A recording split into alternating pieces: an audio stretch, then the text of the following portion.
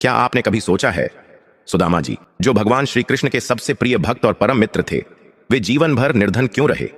क्या यह कोई दैवी लीला थी या फिर एक महान मित्र का स्वेच्छा से लिया गया त्याग? आज जानिए इस रहस्यमयी कथा का सच्चा कारण। एक बार की बात है, एक ब्राह्मणी थी, अत्यंत निर्धन। 5 दिन से उसे भिक्षा नहीं मिली थी। वह रोज केवल पानी पीकर भगवान का नाम लेकर सो जाती थी।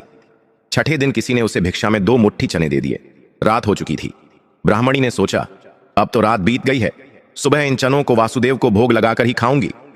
यह सोचकर उसने चनों को कपड़े में बांधा और भगवान का स्मरण करते हुए सो गई। लेकिन देखिए समय का खेल।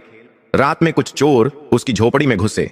उन्होंने वह बंधी हुई पोटली उठाई और सोचा, शायद इसमें सोने चांदी के सिक्के होंगे। इतने में ब्राह्मणी जाग उठी और जोर से चिल्लाई। गांव वाले दौड़े आए। चोर भाग गए, पर पोटली वहीं छूट गई।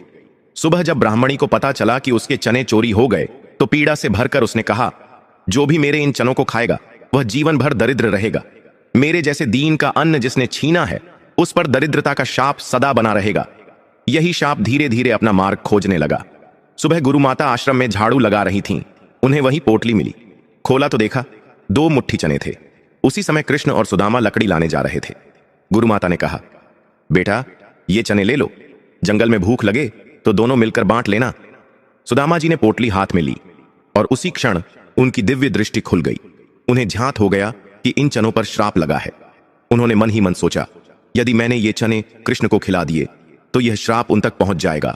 नहीं, मेरे प्रभु कभी दरिद्र नहीं हो सकते। यह श्राप मैं स्वयं लूंगा।